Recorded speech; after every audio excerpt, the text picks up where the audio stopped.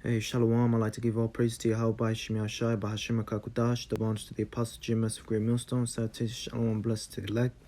Alright, I want to make this, quick video, as possible.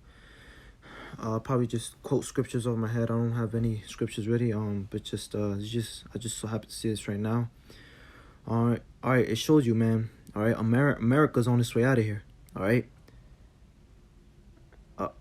I made a video about this about 2 months ago, all right, and I believe even last year, all right. The American trucking industry, all right, is desperately short and desperately in need of truck drivers, all right. A lot of these people don't want to drive trucks anymore, all right, don't want to do the job, all right, and we, as citizens that live here, all right, we rely and depend on these truckers, all right, to bring food, all right, to bring medicine, clothing, all right, things of that sort, all right. And without any truck drivers bringing these supplies and stuff that people need, all right, is gonna cause a panic out here, all right.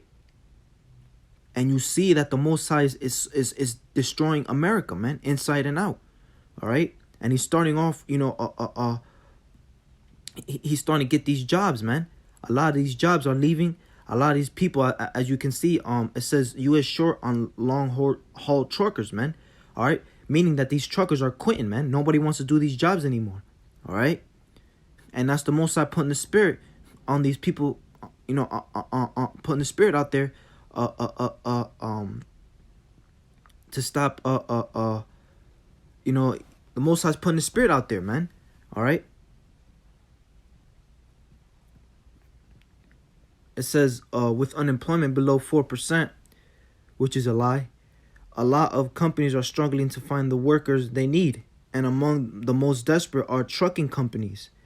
The American Trucking Association has been closely tracking driver shortage.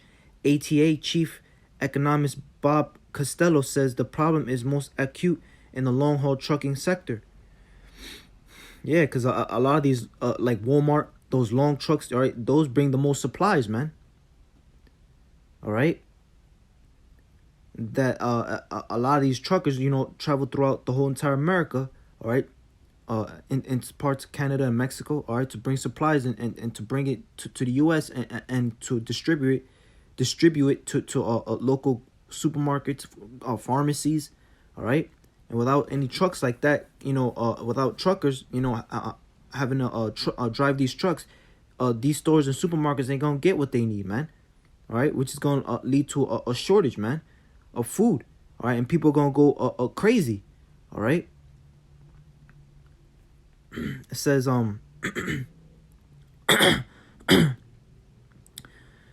Salakia. Where nearly 600,000 drivers are currently employed and 60,000 more drivers are needed, Castillo warns that the shortage could grow in coming years as baby boomers retire. Wow, man. All right. It says young workers, meanwhile, are hesitant to take on the long hours, weeks away from home, solitude, and other hardships of long-haul trucking. That's even through the training period is short, and pay can range from $50,000 to $100,000 or more. Yeah, because a lot of these trucking companies are starting to boost and raise their pay up to these truckers, man, because these truckers don't get paid enough, man. All right, for the long hours that they work, the long hours to stay away from home and their families. All right, they get stressed out, man. All right.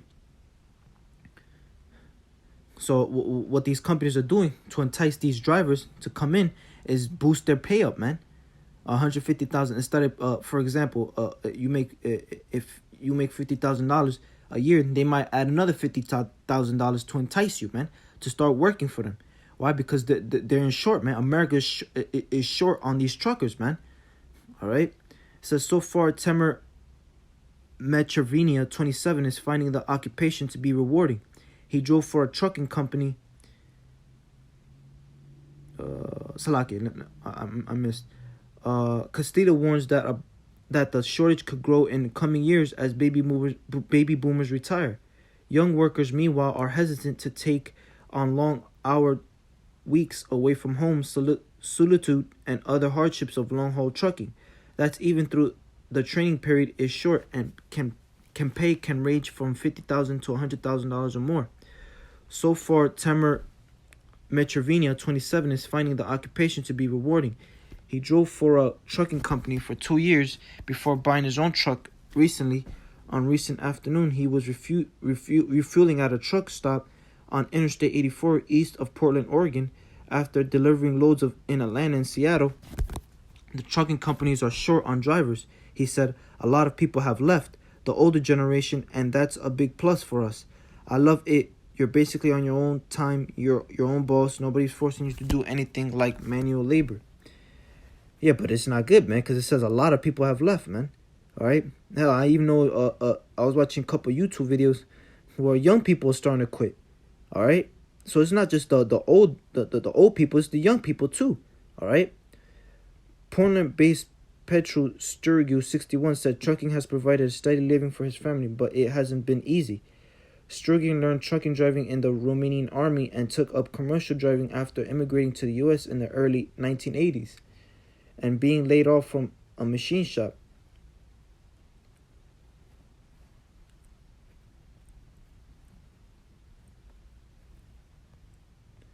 You make money because you work a lot of hours, but it's not paid enough. You see? And Sturgill, the food is expensive. You sleep in the truck, you're gone for 2 weeks. If you have a family, it's tough. My wife was complaining all the time. Don't you want to come home? I told her they don't bring me home. They want the truck running all the time. You see, and stuff like that can impact you, man, in the mind, man. All right? You're away from your family. All right? Basically, your truck is your home, man. All right? So who wants to live a life like that? That's why a lot of people are leaving, man. All right, which is going to cause major havoc in the United States, man, and the United States economy, man, because the economy of America relies on these trucks, man. All right, when these ports come in from these other countries, these trucks take all those goods that are in those containers and they distribute it throughout America, man. And without these truckers, man, America's finished. All right, a lot of layoffs. All right, because they can't make money. Because these truckers are not bringing in the goods, man. So the Lord knows exactly how he's going to take America out, man. He's the ultimate chess player, man. All right? Says, you make money because you work a lot of hours, but it's not paid enough, said Sturgill. The food is expensive. You sleep in the truck. You're gone for 2 weeks. If you have a family, it's tough. My wife was complaining all the time. You see, man? And these women complain, man. All right, because you're not giving them attention. So what they going to do? They're going to leave you, man. Leave you and take their kids, man. You're going to be, you're going to come back home with nothing, man. You're going to find out the whole house has been evacuated, man. Everybody left, man. All right? And you're going to get all depressed. All right? Don't you want to come home? I told her. They don't bring me home. They want the truck running all the time. Still, Sturgill keeps going back out on the road. I've seen the country. I've seen beautiful places, he said. Getting young people to consider a career in trucking isn't easy. You see, man? Especially with these young kids. These young generations, they don't want to be working all the time, man. They young, man. They want to be partying and doing stuff that young people do. All right? So who's going to be attractive to doing truck driving jobs, man? Not even the youth, man. Like I said, I was watching YouTube videos. Man, a lot of these young people are even quitting, man. They're not even lasting a month or two. They just quitting, man. All right? Getting young people to consider a career in trucking isn't easy, said Leonardo Storer, a representative for Tamatastor Local 206 and a member of the City Council in Springfield, Oregon. Storer spent 20 years on the road and pitches truck driving at youth career fairs, but he doesn't sugarcoat the message. There are certainly downsides, he said. You're away from home a lot, working nights, working weekends, especially who wants to work on the weekends? You know, Saturdays and Sundays, you're off, man. Especially, Saturdays, is when the people go out the most, I sold them a bill. I don't want them to be out there on the road, realizing I sold them a bill of goods.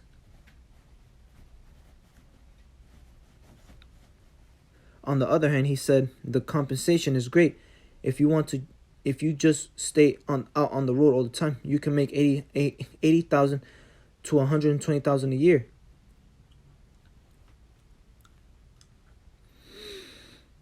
Lately, trucking companies have been hiking wages, you see, to boost hiring and retention, rentination.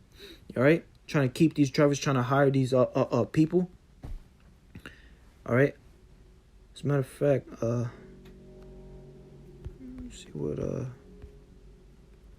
this means.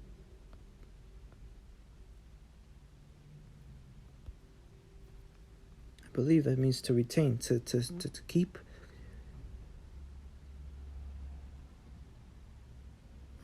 Yeah, to hold on, to hold a substance. Yeah.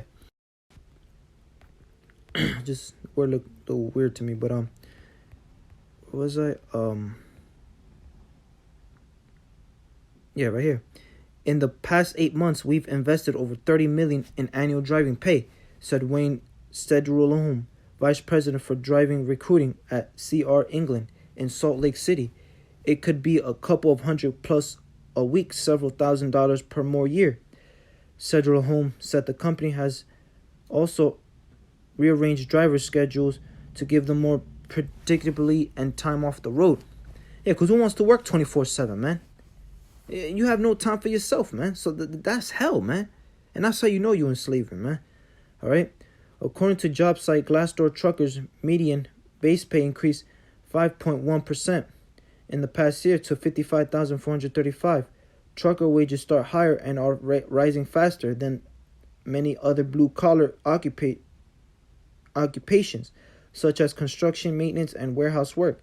But wages need to go still higher to restore truck driving former economic clout and attract new drivers, according to economist Michael Belzer at Wayne State University. Belzer has been studying the trucking industry for decades and is author of the book Sweatshops on Wheels: Winners and Losers in Trucking Deregulation. Trucking began to experience a shortage of drivers in the mid-1980s. And I believe in the 80s they had a strike too. All right? Or in the 70s, late 70s. said Belzer, and after deregulation, after compensation dropped by about a third. Belzer said that if pay had kept pace with inflation since then, the typical long-haul driver would make about $120,000 a year. Now, what you have is a shortage of compensation and intensification of working conditions, and the job is not attractive enough to draw people into the industry to stay. All right, you see, all right. So America's is done, man. This place is finished, man. All right, everybody's depressed here. All right, depression is at an all-time high. All right, these jobs pay like shit. All right, everybody lives off paycheck to paycheck. All right, this place gotta go, man. All right, this is not living, man. You know. Yeah, I'm trying to look for another job, man. But hey, man, this place can't go on for you so-called Negroes, Latinos, and Native Americans, man. You Israelites, man. This place is none but it's pure hell for you, man. All right. Castillo of the American Trucking Association said it's probably true that large pay hikers could bring new recruiters and help with the driver shortage, but is that 150,000 a year? Is it 200,000 a year? That's unrealistic. I think it's much more complicated than that. If this was only about pay, it would be much easier to solve. If you get the drivers home more often, they'll jump on a job even if you pay them less. You see, so yeah, and that's true, man. If you look at it in a way, and pay isn't the only obstacle to getting more people to sign up for a life on the road.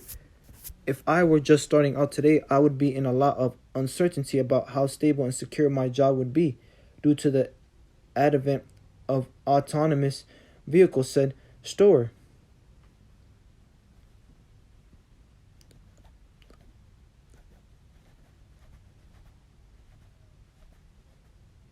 self-driving trucks are being developed by Daimler, Tesla, and other companies. So it said that right now there are significant logistical challenges to their widespread deployment, but many in the industry think they could eventually transform long-haul trucking. Well, I got bad news. There ain't gonna be no evolving, man. All right, because the Lord's gonna take America out. All right. And said store, I seriously doubt that freight haulers would want to pay the same wage to somebody who was just supervising and more or less watching the truck drive itself. All right.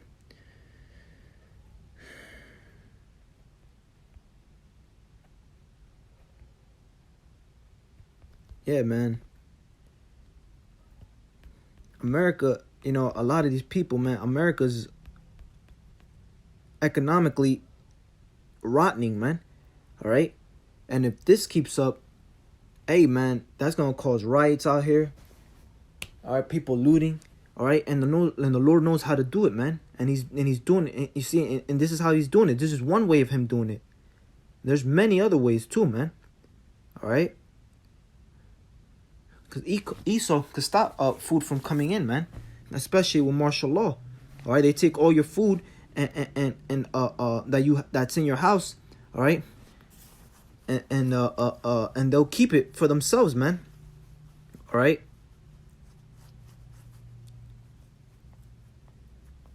The government is in control of that now. All right, and what you don't get nothing, man. All right. This devil, man, is getting ready, man. This so-called white man, Esau, Edom, all right? He's getting ready to roll on our people, man, all right? And America's on its way out, man, all right? See, and this is one of many of the plagues that the Lord is going to give America, man, all right? There's no jobs out here, man, all right? All the jobs are leaving, all right? For you even just to clean a toilet, they want you to be certified, man. Which means certified? It's just cleaning a toilet. All right?